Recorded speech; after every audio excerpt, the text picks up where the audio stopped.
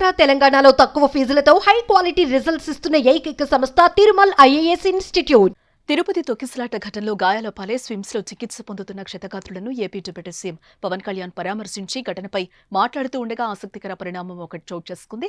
ఆసుపత్రి వద్ద పవన్ మీడియాతో మాట్లాడుతున్న సమయంలో ఆసుపత్రి వద్ద ఒక్కసారిగా కోలాహలం నెలకొంది. ఈలలు కేకలతో ఆసుపత్రి ప్రాంగణం మార్మోగిపోయింది. దాంతో పవన్ ప్రసంగం ఆపి పక్కనే ఉన్న జనసేన నేతను ఏంటది అని అడిగారు. దాంతో ఆ నేత ఏపీ మాజీ సీఎం జగన్మోహన్ రెడ్డి వచ్చారు సార్ అని బదిలిచ్చారు. అది విన్న పవన్ ఏమీ స్పందించకుండా తన ప్రసంగం కొనసాగించారు. ఇక మరోపక్క స్విమ్స్ ఆసుపత్రిలో క్షతగాత్రులను పవన్ కళ్యాణ్ పరామర్శించారు. అదే సమయంలో మాజీ సీఎం వైఎస్ జగన్ ఆసుపత్రి వద్దకు చేరుకున్నారు. పవన్ ఆసుపత్రిలో ఉన్న నేపథ్యంలో పోలీసులు జగన్ ను లోపలికి అనుమతించలేదు. జగన్ ను అడ్డుకోవడంతో అక్కడే ఉన్న వైసీపీ శ్రేణులు ఆందోళనకు దిగారు.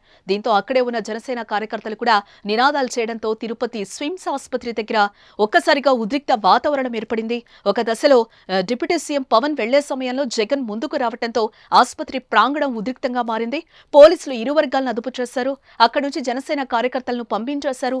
ఆసుపత్రిలో చికిత్స పొందుతున్న వారిని ఆ తర్వాత జగన్ పరామర్శించారు.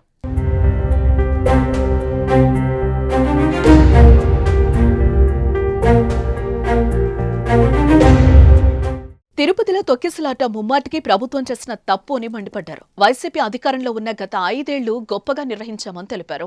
ఒక్కచోటే తొక్కిసలాట జరిగిందని చంద్రబాబు అబద్దాలు ఆడుతున్నారని, విష్ణునివాసంలో ఒకరు చనిపోయారని ఎఫ్ఐఆర్ కాపీలో ఉంది. బైరాగపట్టేలో 5 చనిపోయారని ఎఫ్ఐఆర్లో ఉంది. తొక్కిసలాట ఘటనలో 6 చనిపోయారని జగన్ తెలిపారు. స్విమ్స్ ఆసుపత్రిలో మొత్తం 35 మంది చికిత్స పొందుతున్నారని స్పష్టం చేశారు. మొత్తం 50 నుంచి 60 మందికి గాయాలైనట్టుగా తెలుస్తోంది.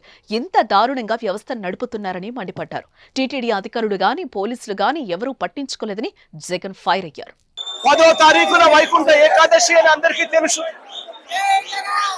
లక్షల మంది జనాభా ఇక్కడికి వస్తారు అన్న సంగతి అందరికీ తెలుసు. మరి లక్షల మంది జనాభా వస్తారు అని అందరికీ తెలిసి ఉన్నా కూడా ఎందుకు తిరుమల తిరుపతి దేవస్థానంలో